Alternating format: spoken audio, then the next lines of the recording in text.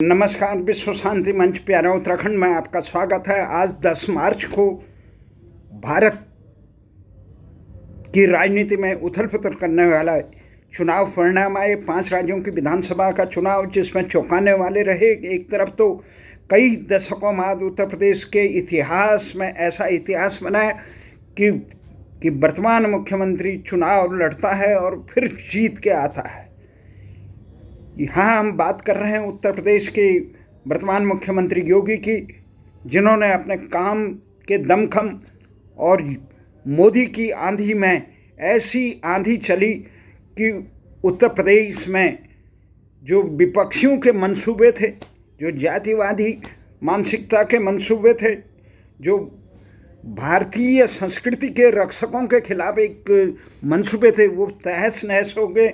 उत्तर प्रदेश में भारी बहुमत से फिर एक बार भारतीय जनता पार्टी चुनाव सत्तासीन होगी। वहीं मोदी की आंधी की बदौलत उत्तर प्रदेश की अकर्मण्य भाजपा सरकार पुनः सत्तासीन हो गई। और ये चुनाव परिणाम इतने चौंकाने वाले थे कि पंजाब में जो सिद्धू के अति महत्वाकांक्षी और कांग्रेस के अंतर्कलह के कारण दूसरे नंबर की पार्टी आप आदमी पार्टी पंजाब में सत्तासीन हो गई। वहीं दूसरी तरफ मणिपुर और गोवा में भारतीय जनता पार्टी सत्ता के करीब पहुंच चुकी है।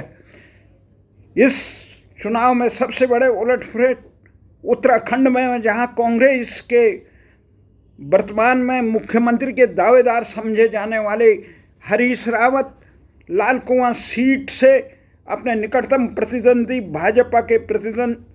भाजपा प्रत्याशी डॉक्टर मोहन सिंह बिष्ट से 16,432 मतों से हार गए। वहीं सबसे चौंकाने वाली खबर यह है कि यहाँ पर भारतीय जनता पार्टी के वर्तमान मुख्यमंत्री पुष्कर सिंह धामी भी अपने निकटतम प्रतिद्वंदी कांग्रेस के प्रत्याशी मोहन चंद कापड़ी से 6,000 से भी अधिक मतों से पीछे हैं। कई खबर आ रही कि वो हारने के कगार पे। ये चौंकाने वाली खबरें हैं। जिस प्रकार से उत्तर प्रदेश में 403 विधानसभा सीटों में से 247 सीटों पर भारतीय जनता पार्टी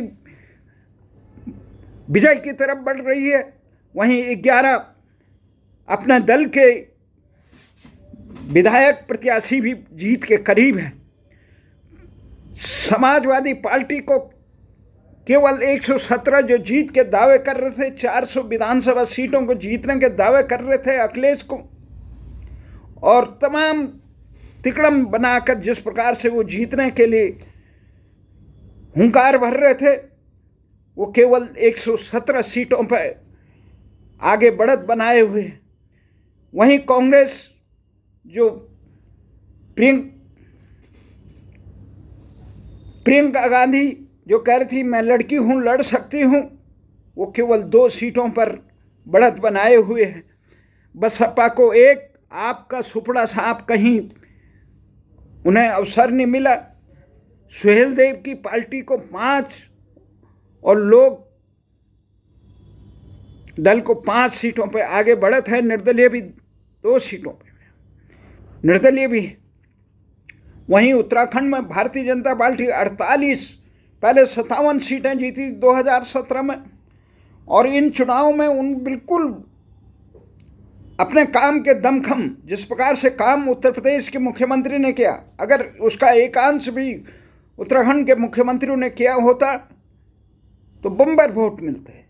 वोट तो अभी भी मिले, और वो 48 सीटों पर आगे चल रही है, और 18 सीटों पर कांग्रेस और 2 निर्दलीय स्थान पे। एक यमुनोत्री में डोभाल आगे चल रहे हैं। तो इस प्रकार मणिपुर में 21 सीटों पर भारतीय जनता पार्टी आगे बढ़त बनाए हुए, वहीं कांग्रेस 4 पर हैं। गोवा में 20 सीटों पर भारतीय जनता पार्टी बढ़त बनाए हुए, 11 सीटों पर कांग्रेस सिमट रही है।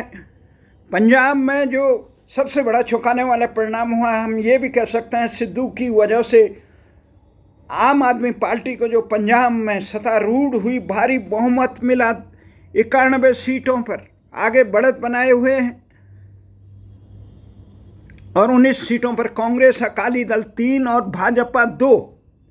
ये तमाम चीज़ें जो हैं ये बहुत बड़ी एक खबर है, जिस खबर का इंतजार था। सबसे बड़ी चौंकाने वाली खबर है कि भारतीय जनता पार्टी में इस प्रकार की उठापटक हो रही है कि हो सकता है भारी बहुमत पाने के बावजूद उत्तराखंड में फिर वो उल्टा काम करे, फिर विधायकों में से मुख्यमंत्री बनाने के बजाय ऐसा लगता है कि किसी पूर्व मुख्यमंत्री को थोपने की एक षड्यंत्र चला। जिस प्रकार से रमेश पोखरियाल निशंक, जो उत्तराखंड की विधानसभा में पहले भी मुख्यमंत्री रह चुके हैं और अपने कार्यों के कारण उन्हें हटा दिया गया था, बीच में भारतीय जनता पार्टी को हटाने के लिए मजबूर होना पड़ा था, वहीं दूसरी तरफ वो दिल्ली में भी पता नहीं देश को बड़ा आश्चर्य हुआ कि उनको शिक्षा मंत्री बना दिया गया और किस प्रकार से उनको हटाया गया। सबसे चौंकाने वाली बात है कि लोग इस बात से हैरान थे कि उन्हें वहां का देश का शिक्षा मंत्री बनाया गया, फिर हटाया गया। अब ऐसी तिकड़म लगाई जा रही है कि तमाम सरगर्मियां जो चल रही है उसमें कहीं ये कायस लग रहा है कि कहीं निशंक को फिर उत्तराखंड में न थोपा जाए, क्योंकि धामी जिस ढंग से हारने के कगार पर हैं। तो ये तमाम हो रही है कि भारतीय जनता पार्टी का नेतृत्व इस ढंग से कार्य कर रहा है कि एक के बाद एक गलत कार्य निरंतर किए जा रहे हैं कि जन भावनाओं का जो सम्मान करता है उनको आगे न बढ़ाकर इस प्रकार के बाहर के कैंडिडेटों को थोपने का काम किया जा रहा है, और वहाँ पर जो सामाजिक ताना बाना है उसको खराब करने का काम किया जा रहा है।